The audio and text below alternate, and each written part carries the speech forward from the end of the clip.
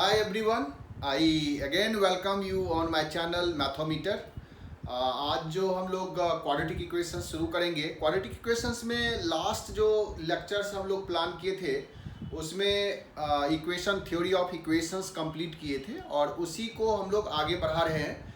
आज हम लोग फोकस करेंगे बिल्कुल क्वाड्रेटिक इक्वेशंस के ऊपर। जो थ्योरी ऑफ इक्वेशंस में किए थे वो तो थ्योरी क्वाड्रेटिक इक्वेशंस में भी अप्लाई होगा ही होगा, ठीक है। तो बिल्कुल हम लोग फोकस करने वाले हैं क्वाड्रेटिक इक्वेशंस पर ही, और उसी का जो टर्म्स है, उसी के जो एक्सप्लेनेशन है, उसी का जो ग्राफिकल एक्सप्लेनेशन है, वो सारा टर्म्स हम लोग आज इसमें इस सेशन में कवर करेंगे, ठीक है। तो आज हम लोग शुरू कर रहे हैं वहीं से। देखो कि जो क्वाड्रेटिक इक्वेशंस है, जैसे कि हम लोग एक पॉलिनोमियल इक्वेशंस लिखे थे। पॉलिनोमियल इक्वेशंस हम लोग उस एक्सप्रेशन को इस तरह से बोले थे रिप्रेजेंट करने के लिए, that is P of X बराबर ए एन एक्स की power N plus A N minus one X की power N minus one, A N minus two X की power N minus two and so on up to A zero, ठीक है ना। ये last जो lectures हम लोग प्लान किए थे, लास्ट जो लेक्चर्स हमने किया था उसमें ये चीज एक्सप्लेन किए थे कि कोई भी पॉलिनोमियल को हम लोग इस तरीके से रिप्रेजेंट करते हैं, ठीक है। इसमें x की पावर n का जो कोफिशिएंट है, जो a n है, ये जीरो अगर नहीं है और x का कोई भी पावर्स जो है वो फ्रैक्शंस में नहीं है, निगेटिव इंटीजर नहीं है, तो इस पॉलिनोमियल का जो डिग्री है वो n है, ठीक है। यहाँ पर लीडिंग कोफिशिएंट इसको बोलते हैं, although these are the coefficient of this equation, ठीक है। इस एक्सप्रेशन का ये कोफिशिएंट है और a n should not be equal to zero. इस चीज को हम लोग लास्ट क्लास में डिस्कस किए थे। अगर n की वैल्यू हम लोग 2 ले लेते हैं तो इसी को हम लोग बोलते हैं क्वाड्रेटिक इक्वेशन। n की वैल्यू अगर 1 है तो इसको हम लोग लीनियर इक्वेशंस, जैसे कि n अगर हम लोग 1 लेकर करें तो ये जो पॉलिनोमियल होगा वो लीनियर हो जाएगा, जिसको हम ax प्लस b से रिप्रेजेंट कर सकते हैं। कोई भी जो एक्सप्रेशन है जिसमें n की पावर 2 है तो उसको हम क्वाड्रेटिक बोलेंगे, जिसको ax square plus bx plus c, ये स्टैंडर्ड फॉर्मेट है इसका। सिमिलरली अगर n की वैल्यू 3 हो जाएगी तब जो हमें पॉलिनोमियल्स मिलेगा वो क्यूबिक होगा और उसको हम लोग ax cube plus bx square plus cx plus d इस तरह से लिख सकते हैं, नहीं, ठीक है। तो ये इसका टर्म्स है। इसमें जैसे इसको हम लोग कभी कभी इसको ट्राइनोमियल भी बोलता है, इसको बाइनोमियल भी बोलता है। बाइनोमियल टर्म्स है, मतलब दो टर्म्स होगा। अगर कोई n की वैल्यू 1 है, मतलब लीनियर इक्वेशंस में दो टर्म्स है, इसीलिए इसको बाइनोमियल, इसको ट्राइनोमियल भी बोलता है। इसमें 3 टर्म्स होगा। कोई क्वाड्रेटिक इक्वेशंस है उसमें 3 टर्म्स है, ax square bx and c। a b c जो है वो इसको हम बाइनोमियल का कोफिशिएंट बोलते हैं। उसी तरह से इसमें जो क्यूबिक है उसमें 4 टर्म्स है, ax cube bx square cx and d। So a b c d ये इसके कोफिशिएंट्स हैं, राइट। तो हमें इसी तरह से आगे हम लोग बाय क्वाड्रेटिक कर सकते हैं, 5 डिग्री का, 6 डिग्री का और nth डिग्री का ऊपर में हम लोग एक्सप्लेन कर ही लिए। अब इसमें टर्म्स आता है कि ये चीज कि कोई भी n डिग्री का जो इक्वेशंस है उसका n रूट्स तो होगा ही होगा, ठीक है। इसमें तो कोई शक नहीं है। मतलब n रूट्स जो होगा वो रियल प्लस कॉम्प्लेक्स मिला करके है। जैसे इसमें अगर हम बात करेंगे तो जो लीनियर इक्वेशंस है, लीनियर इक्वेशंस एक स्ट्रेट लाइन की जैसा हो गया। जैसे कि इसको अगर हम लोग y बराबर ax प्लस b के साथ रिप्रेजेंट कर सकते हैं, तो कोई भी जो स्ट्रेट लाइन होगा वो तो x एक्सिस को एक जगह पर कट करता ही है, नहीं। इसको अगर हम लोग इस तरह से प्लॉट भी कर सकते हैं। अगर हम प्लॉट करेंगे तो x को 0 पुट कर दो तो y का वैल्यू हमको मिल जाएगा, दैट इज 0, b कहीं कहीं होगा। सिमिलरली y 0 करेंगे तो x का value minus b by a आ जाएगा, माइनस b बाय a। और ये स्ट्रेट लाइन जो है वो हम प्लॉट कर सकते हैं, क्योंकि 2 पॉइंट्स हमको मिल चुका है, ये हमें दिखा रहा है। अब कर रहा है किसका रूट्स, मतलब अगर हम इसको इक्वेशंस के टर्म्स में लिखते हैं तो व्हाट इज रूट्स। रूट्स का मतलब है कि जब हम y 0 करना चाहेंगे तो इसमें x का क्या वैल्यू है, ठीक है। तो जब हम इस एक्सप्रेशन को इक्वेट करते हैं 0 से तो हम रूट्स निकालते हैं। मतलब सिंपल सा ये है कि x का वो वैल्यू निकालो जहां पर ये एक्सप्रेशन 0 हो जाए, मतलब y 0 हो जाए। क्योंकि इस एक्सप्रेशन को हम y से रिप्रेजेंट किए हैं, तो रूट्स का मतलब है x का वो वैल्यू जहां पर उस एक्सप्रेशन का वैल्यू 0 हो जा रहा, ठीक है। तो वो x का वैल्यू रियल अगर है तो बोलते हैं रियल रूट्स है, अगर रियल नहीं है तो हम बोलते हैं इमेजिनरी रूट्स है। लेकिन इमेजिनरी रूट्स को तुम इस प्लेन में दिखा नहीं सकते हो, तो प्लेन में हम सिर्फ रियल रूट्स को ही रिप्रेजेंट करते हैं। जैसे इस लाइन को अगर तुम देखोगे तो ये जहां पर x एक्सिस को कट किया वहां पर y0 होगा, मतलब इसका एक रियल रूट्स दिख रहा है, ठीक है ना, that is minus B by A. Minus B by A अगर हम यहाँ पर रख देंगे तो ये जो एक्सप्रेशन है वो 0 हो जाएगा। यही रूट्स का मतलब है, यही x का वैल्यू है, दैट इज द सॉल्यूशन, ठीक है। सिमिलरली आ जाओ क्वाड्रेटिक पे। ये जो क्वाड्रेटिक एक्सप्रेशन है, ठीक है, ये क्वाड्रेटिक इक्वेशन का जैसा थ्योरी ऑफ इक्वेशंस में कह रहा है, दो रूट्स तो होगा ही होगा। तो जब हमको दो रूट्स मिल रहा है तो उस रूट्स का कोफिशिएंट के साथ एक रिलेशन है, ठीक है। वो हम रिलेशंस जो लास्ट लेक्चर्स किए थे उसमें भी बताए थे। इसमें भी अगर हम लोग इस एक्सप्रेशन को अगर इक्वेशंस में कन्वर्ट कर दें, ax² plus bx plus c बराबर 0, ये एक एक्सप्रेशन इक्वेशन हो गया, इक्वेशन के फॉर्म में आ गया। पहले ये p ऑफ x बराबर समथिंग था, अब दिस इक्वल टू 0। अब ये इक्वल टू 0 किस वैल्यू के लिए होगा, वो उसका रूट्स होगा। तो कह रहा है कि इसमें दो तो ऐसा वैल्यू होगा ही जिसको इसमें पुट करने से ये एक्सप्रेशन राइट साइड के वैल्यू के बराबर हो जाएगा। तो वो रूट्स जनरली हम लोग अल्फा बीटा मान लेते हैं, ठीक है। तो अगर हम लिखते हैं कि if alpha beta are roots of this equation, ठीक है। अभी तुमको नहीं पता है कि ये अल्फा बीटा दोनों रियल है या दोनों इमेजिनरी है या एक रियल है या एक इमेजिनरी है, कैसा है ये हमको नहीं पता है, वो नेचर ऑफ रूट्स में हम देखेंगे। बट थ्योरी ऑफ इक्वेशंस के हिसाब से कह रहा है कि ये जो अल्फा बीटा है उसके कोफिशिएंट के साथ इसका एक रिलेशन है। क्या रिलेशन है? तो अल्फा प्लस बीटा जो सम होगा वो माइनस बी बाय ए के बराबर होगा, और सिमिलरली अल्फा इंटू बीटा जो होगा वो सी बाय ए के बराबर होगा, ठीक है ना। ये हम लोग जानते हैं जो रूट्स है उसका कोफिशिएंट के साथ जो रिलेशन है। इसमें अल्फा बीटा रियल और अनरियल या इक्वल इससे कोई मतलब नहीं है। सिर्फ हमें अगर पता है कि अल्फा और बीटा दो रूट्स है तो हम कहीं पर भी इसके टर्म्स को यूज कर सकते हैं। अच्छा, इसमें ये भी नहीं है कि ए बी सी जो है वो रियल है कि अनरियल है, जो कोफिशिएंट है। ये इसका मतलब है कि ये हम किसी भी इक्वेशंस में यूज कर सकते हैं, whether coefficients is real unreal, जैसा भी हो, रैशनल इरेशनल कुछ भी हो, मतलब अल्फा और बीटा भी रियल अनरियल कुछ भी हो। Sum of the roots is minus B by 2a minus B by A and product is C by A.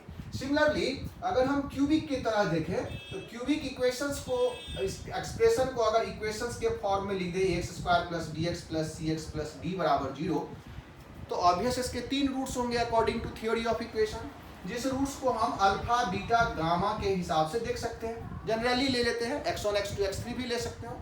Alpha beta gamma अगर रूट्स है are roots of this equation, तो हम जानते हैं कि इसमें alpha plus beta plus gamma क्या लिखेंगे, माइनस बी बाई, फिर sum taken 2 at a time, तो यह आ जाएगा alpha beta beta gamma gamma alpha, यह आ जाएगा सी बाई, और alpha into beta into gamma minus d by. इस तरह से हम कोई भी इक्वेशंस का जो रूट्स है और जो कोफिशिएंट है उसके बीच में रिलेशन है। बट हमें पता करना है कि इसका नेचर कैसा होगा, ये रूट्स हम निकालेंगे कैसे, ठीक है ना। क्वेश्चंस तो ये है, ये रूट्स हमें मिलेगा कैसे, इसका नेचर क्या होगा, ठीक है, इसका नेचर क्या होगा, अल्फा बीटा गामा का नेचर क्या होगा। तो अब यहाँ पर देखो कि ये जो क्वाड्रेटिक है ना, इसके नेचर ऑफ रूट्स को निकालने का हमारे पास तरीका है। बट इसके आगे जो इक्वेशंस होगा, जो क्यूबिक है या बाय क्वाड्रेटिक है, वो तुम्हें अलजेब्रिक मेथड से इसके नेचर ऑफ रूट्स को हम कैलकुलेट नहीं कर पाते हैं, ठीक है। ऐसा नहीं है कि लोगों ने इसका ट्राई नहीं किया, बट अभी तक जो है इसके नेचर ऑफ रूट्स को हम अलजेब्रिकली सॉल्व नहीं कर पाएंगे। इसके लिए हमको ग्राफिकल देखना होगा, इसमें हम कैलकुलस लगाएंगे, ग्राफ ड्रॉ करेंगे, और फिर वहाँ से हम एनालाइज करेंगे कि इसका जो रूट्स है वो कैसा है। बट अगर क्यूबिक है तो एक रूट्स रियल होगा, ये हम लोग जानते हैं। कोई भी जो ऑड डिग्री का इक्वेशन है उसका एक रूट्स रियल होता ही है, ठीक है। बट इसी में अगर 4 डिग्री का इक्वेशन आ जाए या 5 डिग्री का इक्वेशन आ जाए, तब हम कैलकुलस जो है उसको इंट्रोड्यूस करते हैं। सो बेसिकली हम लोग इस पर फोकस करेंगे, ठीक है। तो अब देखो, अब कर रहा है कि ये रूट्स निकालने के लिए हमारे पास, जैसा हम बता रहे थे कि इसको हम ग्राफ से भी रिप्रेजेंट कर सकते हैं और हम अलजेब्रिकली भी रिप्रेजेंट करते हैं। तो पहले हम अलजेब्रिक देखते हैं। इसमें कह रहा है कि अगर इसको y बराबर A X square plus B X plus C लिख दो, तो हम x का वो वैल्यू देखना चाहते हैं जहां पर ये y 0 हो जाए। मतलब हम ए एक्स स्क्वायर, मतलब इसका जो टर्म्स है इसको हम क्या करेंगे, परफेक्ट स्क्वायर बना लेंगे। y बराबर a कॉमन ले लो और x square b bye A plus C by ए, इस तरह से हम लोग इसका परफेक्ट स्क्वायर बनाने का कोशिश कर रहे हैं। तो एक्स स्क्वायर यहाँ पर 2 चाहिए, तो 2 से मल्टीप्लाई डिवाइड कर दो, 2b b बाई 2a, ये 2 के साथ कैंसिल हो जाएगा। अब यहाँ पर x सो 2a b में हमारे b बाई 2 आ गया, तो b बाई 2a यहाँ पर होल स्क्वायर ऐड कर देते हैं और similarly c by a b by 2a का होल स्क्वायर इसमें सबट्रैक्ट कर देते हैं। ठीक है, ये अरेंजमेंट हम ले किए इसको परफेक्ट स्क्वायर बनाने के लिए। ठीक है, a को कॉमन लिया, एक्स स्क्वायर यहाँ रह गया, b by A X C by A, यहाँ पर 2 से मल्टीप्लाई डिवाइड किया, जितना एक्स्ट्रा है वो वहाँ ऐड किया और उसको सबट्रैक्ट कर दिया। ठीक है, सो ये जो एक्सप्रेशन है a और ये जो टर्म्स आ गया वो x plus B by 2a का होल स्क्वायर आ गया, और इस जो लास्ट में है इसको 4a स्क्वायर कॉमन एलसीएम हो जाएगा, 4ac माइनस बी स्क्वायर, ये टर्म्स आ रहा है। ठीक है, अब देखो अगर हम लोग इसको एक लाइन और लिख देते हैं, x plus B by 2a का होल स्क्वायर, ठीक है, a से मल्टीप्लाई कर दो, ये आ जाएगा 4ac minus b square divided by 4a। एक जो a था ना वो इसके साथ कैंसिल हो गया। ठीक है, अब यहाँ पर कह रहा है कि ये जो टर्म्स है ना, जो 4ac माइनस बी स्क्वायर है, इसमें हम एक कैपिटल D को b स्क्वायर माइनस 4ac से इंट्रोड्यूस कर रहे हैं। सो d is b square minus 4ac, यहाँ पर 4ac माइनस बी स्क्वायर है। सो ये जो टर्म्स हो गया minus d by 4a, minus d by 4a इधर हम लोग ऐड कर रहे हैं, तो y plus d by 4a आ गया होगा। ध्यान देना इस पर, d जो है वो हम लोग बी स्क्वायर माइनस 4ac लिए, यहाँ पर 4ac माइनस बी स्क्वायर है, तो ये माइनस डी बाय 4a इधर आकर के प्लस डी बाय 4a हो गया, that is equal to a into x plus b by 2a का होल स्क्वायर है। अब याद करो कि ये जो इक्वेशन आया है, जो परफेक्ट स्क्वायर बना करके हम लोग निकाले हैं, तो क्या ये पैराबोलिक कर्व जो हम लोग किए थे वही है? ठीक है ना, एक्स स्क्वायर बराबर 4ay टाइप का है। तो चलो ये तो हम लोग बाद में इसका एक्सप्रेशंस को जब प्लॉट करेंगे तो वहां से देखेंगे, लेकिन अभी हमको चाहिए क्या था, तो हम तो यहाँ पर रूट्स निकालने वाले थे। तो रूट्स होता क्या है, तो रूट्स होता है x का वो वैल्यू जहां पर y 0 हो जाए। तो वो चीज अगर हम लोग यहाँ पर सेटिस्फाई करके निकालते हैं कि अगर हम y को 0 करेंगे तो x क्या होगा, तो देखो यहाँ से एक अच्छा सा रिलेशंस आ जाता है कि अगर तुम y को 0 कर दो, ठीक है, तो ये आ जाएगा तुम्हारा दिस a इंटू, ठीक है, जब हम y को 0 कर दिए तो आ गया a इंटू जो x plus b by 2a का whole square minus d by 4a that is equal to 0।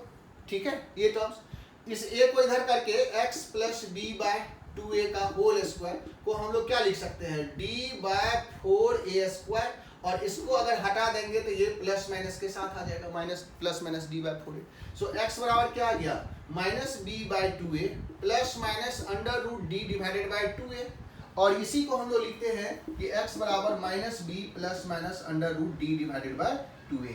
ठीक है, तो यहाँ पर देखो प्लस और माइनस के साथ हमको दो वैल्यू तो आ रहा है ना, तो कह रहा है यही एक अल्फा है और एक बीटा है। ये अलजेब्रिक एक्सप्रेशन से हम लोग रूट्स कैसे निकालते हैं, तो परफेक्ट स्क्वायर बनाए और y को 0 करके हम x का वैल्यू कैलकुलेट कर लिए। सो x बराबर आ गया ये plus minus b plus minus under root d divided by 2a। अब कह रहा है कि यहाँ से हम इसके नेचर के बारे में बता सकते हैं, नेचर ऑफ रूट्स जो है वो हम यहीं से बता सकते हैं। ठीक है, ग्राफिकल तो हम बता ही सकते थे, अभी हम लोग अलजेब्रिकली इस एक्सप्रेशन से ही बता सकते हैं। तो ऑब्वियस है कि एक रूट्स जो अल्फा है उसको हम minus b plus under root d divided by 2a मान लेते हैं, और जो एक बीटा है वो minus b minus under root d divided by 2a मान लेते हैं। ठीक है, जो अल्फा और बीटा है, तुम यहाँ से भी ऐड और सब्ट्रैक्ट करोगे तो वो जो एक्सप्रेशन हम लोग लिखे थे कि अल्फा प्लस बीटा जो है माइनस बी बाई 2a वो भी आ जाएगा, alpha into beta D C by A वो भी आ जाएगा। ठीक है, वो भी यहाँ से हमें पता चल जाएगा, लेकिन हम लोगों को यहाँ पर नेचर ऑफ रूट्स देखना है फ्रॉम दिस एक्सप्रेशन। ठीक है, और इसका हम लोग जो ग्राफिकली व्यू है, ग्राफिकल रिप्रेजेंटेशन है, वो भी हम एक्सप्लेन करेंगे। तो पहले हम लोग देखते हैं यहाँ पर कि ऑब्वियस है कि ये जो d है जो स्क्वायर रूट में आ रहा है, इसको अगर पॉजिटिव हो जाएगा तो ये दोनों वैल्यू अलग अलग आएगा, एक प्लस के साथ और एक माइनस के साथ। ये जो d है अगर 0 हो जाए तो माइनस बी बाई टू ए यहाँ पर भी, माइनस बी बाई टू ए यहाँ पर भी, मतलब दोनों रूट्स इक्वल हो जाएगा। अगर d निगेटिव हो जाए तो पक्का है कि यहाँ पर अंडर रूट में जो माइनस आ जाएगा वो आयोटा रिप्रेजेंट करता है। यहाँ पर आयोटा जो है वो अंडर रूट -1 से रिप्रेजेंट करता है, जिसको कॉम्प्लेक्स में कंसीडर करते हैं। आयोटा जैसे ही रियल के साथ इन्वॉल्व हो गया वो कॉम्प्लेक्स हो जाता है, तो रूट्स कैसा हो जाएगा, कॉम्प्लेक्स हो जाएगा। तो यही चीज हम लोग नेचर ऑफ रूट्स पढ़ते हैं। यहाँ पर हम लोग लिख रहे हैं कि what is nature of roots, nature of roots, ठीक है, मतलब इसका नेचर कैसा है। तो तुम देखो कि इसमें कि जब d ग्रेटर देन 0 होगा तो हम बोलेंगे कि both roots are real and distinct होगा, ठीक है, both roots are real and distinct, ठीक है, ये यहां से भी तुमको दिख जाएगा, both roots real and distinct होगा। अगर हम d का वैल्यू 0 करेंगे तो लिखेंगे both roots are real and equal, ठीक है, ये वाइस वर्सा ट्रू है, मतलब कहीं पर भी अगर ये स्टेटमेंट लिखा हुआ है तो हम d बराबर 0 कर देंगे, कहीं पर ये स्टेटमेंट लिखा हुआ है तो d ग्रेटर देन 0 कर देंगे। मतलब अगर कहीं लिखा हुआ है कि जो क्वाड्रेटिक है उसका दोनों रूट्स रियल एंड अनइक्वल है तो इसका मतलब d ग्रेटर देन 0 होगा। कहीं लिखा हुआ both roots real and equal है तो d इक्वल टू 0 हो जाएगा, ठीक है। सिमिलरली अगर d लेस देन 0 है तो बोथ रूट्स आर क्या होगा, कॉम्प्लेक्स हो जाएगा। अब यहाँ पर तुम देखो थ्योरी ऑफ इक्वेशंस में ये चीज हम लोग मेंशन किए थे, ठीक है, कि अगर कोई इक्वेशन का रूट्स कॉम्प्लेक्स है और उसके जो कोफिशिएंट है वो अगर रियल है तो जो कॉम्प्लेक्स रूट्स होगा वो हमेशा कंजुगेट पेयर में होगा। तो यहाँ पर दोनों रूट्स तो रियल है, कॉम्प्लेक्स है, तो क्या हम देखेंगे कि क्या उसका जो कोफिशिएंट है वो रियल है, ठीक है। मतलब अगर हम इक्वेशंस को, क्वाड्रेटिक इक्वेशंस जो हम लोग लिए थे वो ax square plus bx plus c बराबर 0, इसमें जो abc है, ये जो abc है, ये abc कैसा है, तो abc अगर रियल होगा तो कंजुगेट पेयर में ही रूट्स आएगा, ठीक है। यहाँ पर मेंशन कर देते हैं उस चीज को कि if abc belongs to r then this complex roots are conjugate pair, ठीक है। कंजुगेट पेयर हमेशा नहीं होगा, कब होगा, जब ABC रियल होगा और D लेस देन 0 होगा। इस चीज को ध्यान रखना है, ABC में से अगर कोई भी एक अनरियल है, ठीक है, तो ऐसा चीज नहीं होगा, कंजुगेट पेयर नहीं होगा। कंजुगेट पेयर का मतलब है कि एक अगर P प्लस IQ के फॉर्म का है तो दूसरा P माइनस IQ है। आयोटा जो है वो अंडर रूट -1 से ले रहे हैं, ठीक है। P और Q जो है वो रियल नंबर होगा, P और Q रियल है, आयोटा से ये इमेजिनरी कॉम्प्लेक्स नंबर का फॉर्मेट है। सो P प्लस IQ का एक अगर रूट्स है दूसरा P माइनस IQ होगा जब ABC रियल होगा, ठीक है। नेक्स्ट देखो, ये तो हुआ जो इसके हिसाब से हमें मिल रहा है, और भी चीजें इससे हम कैलकुलेट कर सकते हैं। अब कह रहा है क्या कि जैसे कि D अगर परफेक्ट स्क्वायर हो जाए, ठीक है, फोर्थ ले रहे हैं कि if D is perfect square. अब देखो परफेक्ट स्क्वायर अगर हमको दिया हुआ है तो यहाँ से हमें मिल जाएगा कि ये परफेक्ट स्क्वायर है तो ये टर्म्स यहाँ से इंटीजर या जो फ्रैक्शंस मिल रहा होगा b और डिवाइडेड बाय 2a। लेकिन कह रहा है क्या कि अगर ABC रैशनल है और D अगर परफेक्ट स्क्वायर है तो रूट्स भी रैशनल होगा, ठीक है। अब rational roots real rational number भी जो है वो रियल का ही एक सबसेट है, लेकिन अब थोड़ा सा कंसाइज हो गया कि अगर हमको रैशनल रूट्स के बारे में कह रहा हो तब हम क्या देखेंगे, तो हम देखेंगे कि ABC को रैशनल होना चाहिए और D को परफेक्ट स्क्वायर होना चाहिए, ठीक है। So if D is a perfect square and ABC are rational then roots are rational, ठीक है। इसमें एक टर्म्स आता है कि अगर ABC रैशनल है बट अगर ऑड है तो इसका रूट्स इरेशनल, मतलब रैशनल नहीं होगा, ठीक है। ये चीज हम लोग अभी यहाँ देखेंगे कि अगर ABC ऑड हो जाए तो रूट्स रैशनल नहीं होगा, ठीक है। ऑल्दो D अगर परफेक्ट स्क्वायर है तब भी। अभी हम लोग इस चीज को प्रूव करेंगे। दूसरा चीज कि अगर हमें यहाँ पर कह रहा है कि अगर डी परफेक्ट स्क्वायर है और ए बी सी रैशनल नहीं है तब रूट्स जो होगा वो इरेशनल होगा। ठीक है, तो if d is not a perfect square and a b c जो है वो रैशनल है तो रूट्स जो इरेशनल होगा और वो इरेशनल रूट्स भी कंजुगेट पेयर में होगा। ठीक है, सो ए बी सी रैशनल हो गया, डी परफेक्ट स्क्वायर नहीं है तो रूट्स जो होगा रूट्स आर इरेशनल, ये इरेशनल रूट्स हो जाएगा। और हम थ्योरी ऑफ इक्वेशंस में भी इसको कवर किए थे कि जो इरेशनल रूट्स है ना वो भी कंजुगेट पेयर में ही आएगा। ठीक है, इसका मतलब है कि एक अगर p प्लस रूट क्यू का फॉर्म है तो दूसरा p माइनस रूट क्यू ही होगा, लेकिन इसके लिए कंडीशंस है कि ए बी सी रैशनल होना चाहिए और डी परफेक्ट स्क्वायर नहीं होना चाहिए। ठीक है, तो ये चीज़ों को हम ध्यान में रखेंगे। इसके बाद तुम देखो कि और भी इसमें हम रूट्स के बारे में, नेचर ऑफ रूट्स जो है वो हम डिस्कस कर सकते हैं। कह रहा है क्या कि अगर a का वैल्यू 1 है और b और c जो है वो इंटीजर है, a अगर 1 है b c इंटीजर है तो रूट्स जो होगा वो इंटीजर होगा। ठीक है, रूट्स आर इंटीग्रल। ठीक है ना, ये चीज देखो वाइस वर्सा ट्रू नहीं है, इंटीजर है तो ऐसा होना ही चाहिए, लेकिन अगर ये है a1 है और b और c इंटीजर है, ठीक है, तो रूट्स जो होगा वो इंटीग्रल होगा, लेकिन d को परफेक्ट स्क्वायर होना चाहिए। ठीक है, and d is a perfect square, ठीक है, ये परफेक्ट स्क्वायर अगर है तो रूट्स जो होगा वो इंटीजर आ जाएगा। पहले इस चीज को हम लोग यहाँ पर एक्सप्लेन करते हैं कि कैसे ये चीज होगा। एक दो चीजें और भी इसमें हम लोग इंक्लूड कर सकते हैं, जैसे कि 7th नंबर में कि अगर a प्लस बी प्लस सी कहीं पर 0 हो रहा है, a प्लस बी प्लस सी का मतलब हो गया इसका जो कॉफिशिएंट है a b c, अगर a प्लस बी प्लस सी 0 हो रहा है इसका मतलब x बराबर 1 इसको सेटिस्फाई कर रहा है। तो कभी भी तुमको ऐसा दिख रहा हो कि जो कॉफिशिएंट है उसका सम 0 हो रहा है तो हम मान लेंगे कि उसका एक रूट्स तो 1 होगा ही होगा। So a plus b plus c अगर 0 है तो one of the roots is 1। ठीक है, so one of the roots of the equation is 1। ठीक है, अदर रूट्स के बारे में नहीं बता सकते हैं अदर रूट्स क्या होगा, बट अगर a प्लस बी प्लस सी 0 है मतलब कॉफिशिएंट का सम 0 है तो एक रूट्स जो होगा वो 1 के बराबर होगा। ठीक है, ये इस पर भी कुछ क्वेश्चंस आता है कि तुम्हें पता नहीं चल पाएगा कि इक्वेशंस को अगर हम देखेंगे तो उसमें जो कॉफिशिएंट है उसका सम 0 है और वहां से हम कैलकुलेट कर सकते हैं। तो पहले हम लोग इस चीज को यहाँ पर एक्सप्लेन कर रहे हैं।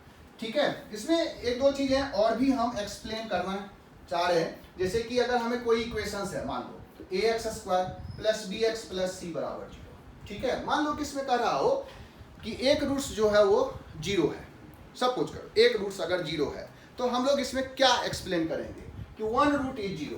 ठीक है, इसका ये टर्म्स लिख रहे हैं कि इफ 1 रूट इज 0, अगर एक रूट्स 0 है तो इसका मतलब सम के बारे में तो नहीं बता सकते बट प्रोडक्ट तो हमेशा 0 होगा। हमें पता है कि a तो 0 होता ही नहीं है, a तो 0 होगा नहीं क्योंकि ये क्वाड्रेटिक इक्वेशन है। अगर एक रूट्स 0 है तो जो अल्फा इंटू बीटा है प्रोडक्ट जो c बाय a है वो पक्का 0 हो जाएगा, और c बाय a अगर 0 है a 0 नहीं है तो दिस इंप्लाइज c जो होगा वो 0 हो जाएगा। ठीक है, तो अगर कहीं पर ये लिखा हुआ हो कि एक रूट्स 0 है किसी क्वाड्रेटिक का, इसका मतलब ये जो कांस्टेंट टर्म्स है इसको 0 होना पड़ेगा, और जो क्वाड्रेटिक है उसका फॉर्मेट कैसा हो गया ax स्क्वायर प्लस bx बराबर 0। ठीक है, ये यहाँ से भी देख सकते हो x कॉमन ले लेंगे तो x बराबर 0 एक रूट्स आ जाएगा। सिमिलरली अगर कहीं पर लिखा हुआ है कि both roots are 0, if both roots are 0, अगर ऐसा लिखा हुआ है कहीं पर कि दोनों रूट्स 0 है इसका मतलब सम भी 0 होगा और प्रोडक्ट भी 0 होगा। सो अल्फा प्लस बीटा भी 0 होगा और अल्फा इंटू बीटा भी 0 होगा। अल्फा प्लस बीटा से हमें पता चल जाएगा कि माइनस बी बाय ए भी 0 होना चाहिए और सी बाय ए भी 0 होना चाहिए, और माइनस बी बाय ए अगर 0 है और ए 0 है नहीं तो क्या 0 होगा, बी 0 होगा और सी 0 होगा। तो इसका मतलब क्वाड्रेटिक इक्वेशन कैसा हुआ, तो बी और सी तो दोनों 0 हो गया, तो ये आ गया ए एक्स स्क्वायर बराबर 0। ए तो 0 होगा नहीं मतलब एक्स स्क्वायर बराबर 0, एक्स में ठीक है एक्स स्क्वायर बराबर 0 का दोनों रूट्स 0 है। उसी तरीके से अगर हमको ये एक्सप्लेन करने के लिए कह रहा हो कि क्वाड्रेटिक इक्वेशंस कैसा होगा अगर एक रूट्स इन्फिनिटी है, ठीक है, अगर one root is infinity, if one root is infinity, अगर इन्फिनिटी है, एक्स बराबर इन्फिनिटी, इसका क्या मतलब है एक्स बराबर इन्फिनिटी का, एक रूट से इन्फिनिटी, इन्फिनिटी तो नॉट डिफाइन है, मतलब एक ही रूट्स है। ठीक है, तो देखो अगर एक रूट्स है ना तो ये क्वाड्रेटिक नहीं होगा, ये कैसा होगा, लीनियर होगा, y बराबर A x plus B type का होगा। ठीक है, तो वो चीज़ यहाँ से हमको दिखना चाहिए। इन्फिनिटी का मतलब क्या हुआ कि एक रूट्स तो है ही नहीं, एक ही रूट्स है, तो एक रूट्स तो का मतलब क्या हुआ कि वो लीनियर इक्वेशंस होगा, वो चीज़ हम देखते हैं यहाँ पर। तो हम लोग करते क्या है कि जो हमें इक्वेशंस था A X square plus B X plus C zero, इसमें x बराबर क्या, x की जगह पर 1/x रख दो, जब x 0 होगा या x बराबर 1/y रख दो। ठीक है, यहाँ से पता चल जाएगा x अगर इन्फिनिटी तो y टेंडिंग टू 0 होगा, मतलब y में जो इक्वेशंस आएगा उसका एक रूट 0 हो गया।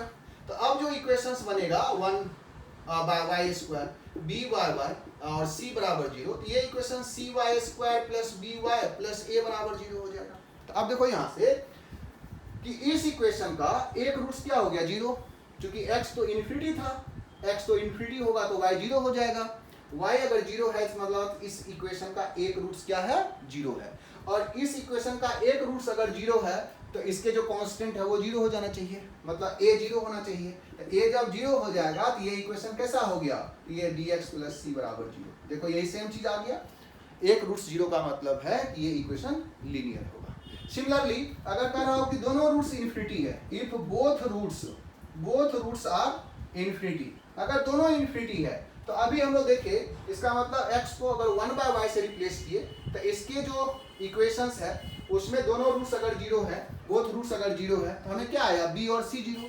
तो b और c अगर 0 हो जाए, b और c के जगह पर है b और a, तो b भी 0 हो गया और a भी 0 हो गया, तो b और a अगर 0 हो जाएगा तो क्या मिलेगा, c, इक्वेशन क्या मिलेगा, y बराबर c। मतलब जो हमारा y बराबर bx प्लस c टाइप का है, ये जो लीनियर इक्वेशंस है इसको हम बोलते हैं, इसका एक रूट्स क्या है, इन्फिनिटी है, मतलब एक ही रूट्स है, एक ही रियल रूट्स पॉसिबल है ये लीनियर इक्वेशन।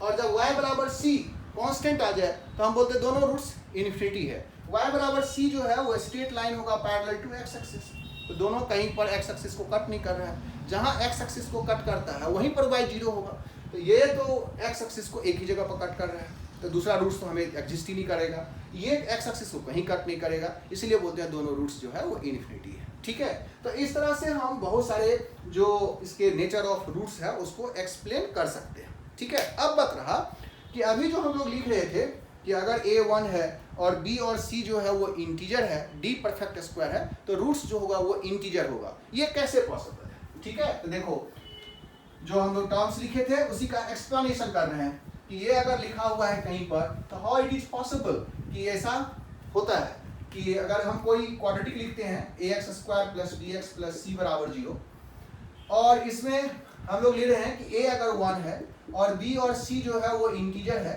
और d जो है वो परफेक्ट स्क्वायर है, ये इतना कंडीशंस है, परफेक्ट स्क्वायर है, तब रूट्स जो होगा वो इंटीजर होगा। देखो कैसे, तो अगर a 1 है तो इसका रूट्स निकालने का जो तरीका बताया वो -b plus minus under root b square minus 4c divided by 2, बहुत ही सिंपल एक्सप्लेनेशन है। ठीक है, क्योंकि a तो 1 हो गया, होता है b plus minus under root b square minus 4ac, d का वैल्यू वही है, d का मतलब यहाँ पर b स्क्वायर माइनस 4ac से है, a हमारा 1 है इसलिए स्क्वायर रूट में b square minus 4c divided by 2a, a 1 हो गया।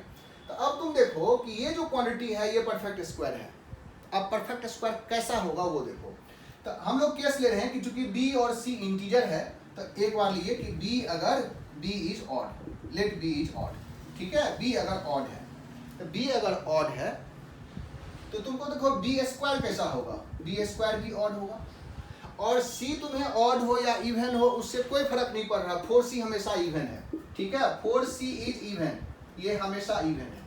तो जब 4c इवन है, b स्क्वायर ऑड है, तो ऑड माइनस इवन जाएगा तो होगा क्या, ऑड, मतलब ये जो नंबर्स है अंडर में जो टर्म्स हो गया b स्क्वायर माइनस 4c, ये ऑड हो गया। और जब ये कह रहा है कि परफेक्ट स्क्वायर है तो किसी ऑड का ही परफेक्ट स्क्वायर रहा होगा, नहीं, क्योंकि b स्क्वायर माइनस 4c लिखा हुआ है कि ये परफेक्ट स्क्वायर है, तो परफेक्ट स्क्वायर किसका होगा, किसी ऑड का ही स्क्वायर रहा होगा। तो जब ये टर्म्स हमें पता चल गया कि इसका जो आउटपुट है वो ऑड है, और बी जो है वो ऑड हम लोग कंसीडर ही किए हैं, तो ऑड प्लस ऑड इवन होगा, ऑड माइनस ऑड वो भी इवन होगा और 2 से डिविजिबल होगा, इसीलिए x जो होगा वो इंटीजर होगा। ठीक है ना, इस तरह से हम प्रूव कर सकते हैं, इस तरह से हम एक्सप्लेन कर सकते हैं। So B square minus 4c odd है, बी हमने ऑड ले लिया था, सो बी ऑड है, ये इसका रिजल्ट ऑड है, ऑड प्लस ऑड इवन हो गया, ऑड माइनस ऑड भी इवन होगा और दोनों बी 2 से डिविजिबल होगा, सो रूट्स जो होगा वो इंटीजर होगा। सिमिलरली अगर बी इज इवन, मान लो कि बी इवन लिए, तो बी जब इवन लेंगे तो बी स्क्वायर भी इवन होगा। ठीक है, और बी स्क्वायर में से 4c को हम माइनस कर रहे हैं जो इवन है, तो इवन माइनस इवन क्या रहा होगा, इवन। सो रिजल्ट जो है बी स्क्वायर माइनस 4c का इवन हो गया और ये परफेक्ट स्क्वायर है, इसका मतलब ये परफेक्ट स्क्वायर का ही इवन का परफेक्ट स्क्वायर हो गया। तो इवन का जब परफेक्ट स्क्वायर है और बी भी इवन है, तो even plus even again even हो गया और even minus even again even हो गया और इवन जो होगा वो 2 से डिविजिबल होगा, हेंस रूट्स आर इंटीजर। ठीक है, तो ये हमारा कंडीशंस है कि अगर a 1 है और b और c इंटीजर है तो रूट्स जो होगा वो इंटीजर होगा। लेकिन कहीं अगर इंटीग्रल रूट्स का रहा हो ना तो हम वाइस वर्सा कंडीशंस नहीं लगा देंगे, और भी चीज़ें हो सकता है, दूसरे तरीके से भी इंटीग्रल रूट्स आ सकता है। लेकिन अगर ये है, मतलब a अगर 1 है और b c ऑड है तो पक्का, अब b c इंटीजर है तो पक्का रूट्स जो होगा वो इंटीजर होगा अगर d परफेक्ट स्क्वायर है। ठीक है, एक चीज़ और हम लोग यहाँ पर एक्सप्लेन किए कि अगर हमको ए बी सी ऑड है और डी परफेक्ट स्क्वायर है, तो देखो कि इसका रूट्स जो है वो रैशनल नहीं होगा। जैसे A X square plus B X plus C बराबर 0, इसमें ए बी सी का रहा ऑड है, ए बी सी ऑड है। ठीक है, क्वेश्चन ही तुमको लिखा दे रहे, क्वेश्चन इसमें आता है इस तरह से, ये क्वेश्चन है कि if a b c are odd integer, ठीक है, if a b c are odd integer then prove that ax square plus bx plus c बराबर 0 cannot have rational roots। ठीक है, इस इक्वेशन का रैशनल रूट्स नहीं होगा, ये तुमको कर रहा है प्रूव करो कि prove this equation can not have rational roots. ठीक है, अगर ए बी सी ऑड है तो can not have rational roots का क्या मतलब है कि इसका जो परफेक्ट स्क्वायर है वो पॉसिबल नहीं होगा।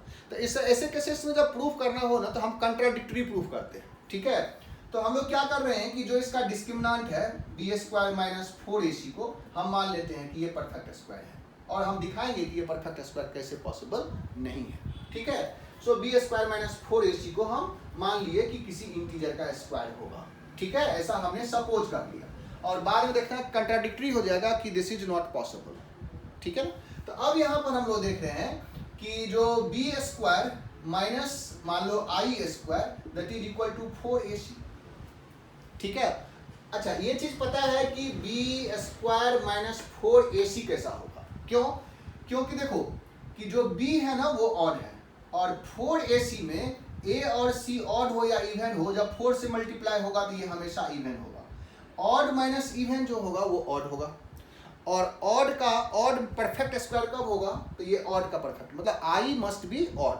ठीक है, ये चीज हमको ध्यान में रखना है, ये भी ऑड नंबर है तभी ये परफेक्ट स्क्वायर पॉसिबल है। ठीक है, अगर होगा तो सो i भी यहाँ ऑड है, b भी यहाँ ऑड है, 4ac हमेशा इवन होगा, 4 का मल्टीपल होगा।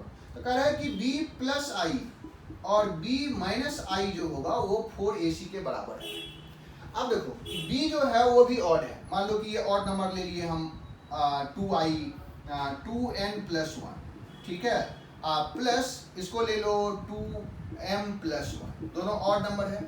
इसको ले लो 2n plus 1 minus 2m plus 1, ऐसे अगर हम एक्सप्लेन कर लें तो इससे तुमको मिल रहा है कि ये दोनों हो गया 2 times m plus n plus 1।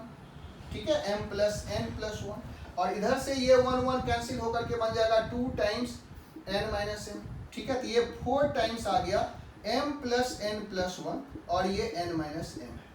अब यहाँ पर कंट्राडिक्टरी क्या है, तो ये 4ac के बराबर है। ठीक है, ये कह रहा है कि m plus n plus 1, m और n इंटीजर है तो इसमें से एक जो है वो इवन है पक्का, या तो m plus n plus 1 even होगा या n माइनस m इवन होगा, इसमें से कोई ना कोई एक इवन या दोनों इवन होगा ही होगा।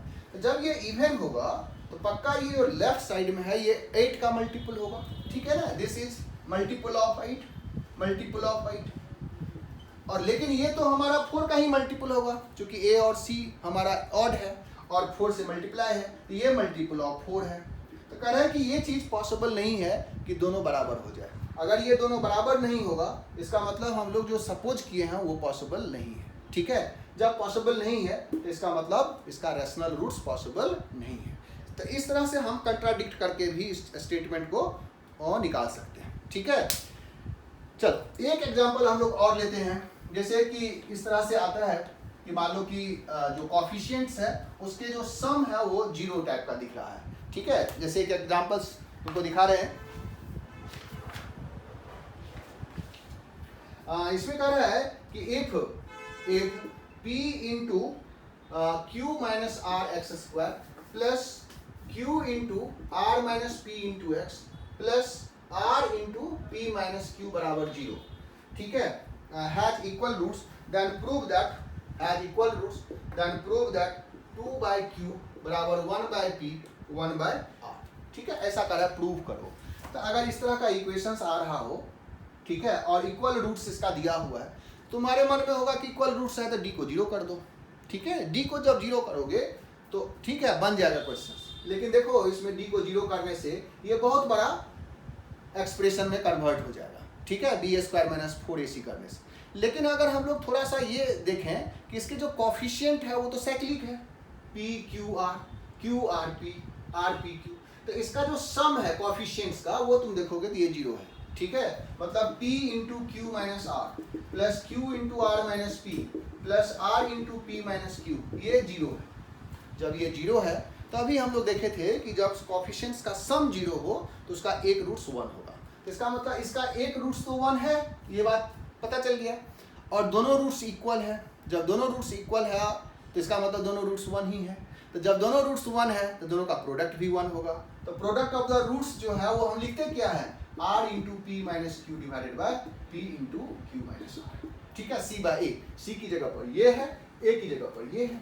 ठीक है, तो प्रोडक्ट 1 हो गया। अब यहाँ से अगर हम लोग यहाँ कैलकुलेट करें तो ये बड़ी आसानी से आ जाएगा। ये आ जाएगा p q minus p r minus q r. ठीक है, पी आर एक साथ कर दो, p q plus q r बराबर 2pr। ठीक है, यही चीज, तो पी क्यू आर से डिवाइड कर दो तो ये आ जाएगा 1 by p plus 1 by r 1 by q 2 by q. ठीक है, पी क्यू आर से डिवाइड कर दिए, यही चीज हमको कह रहा था प्रूव करने के लिए। ठीक है, 1 by p plus 1 by r 2 by q के बराबर। तो ऐसे क्वेश्चंस तुमको एक्सप्लेन करना है क्वाड्रेटिक इक्वेशंस के ऊपर। ठीक है, तो आज के सेशन में हम लोग यहीं रहने देते हैं। अगले सेशन में जो है वो क्वाड्रेटिक इक्वेशंस का ग्राफिकल रिप्रेजेंटेशन, फिर उसके नेचर ऑफ रूट्स, ग्राफ से कैसे कैलकुलेट करते हैं, उसके मैक्सिमम मिनिमम, ये सारा चीज़ हम लोग डिस्कस करेंगे। Okay, so take care, bye.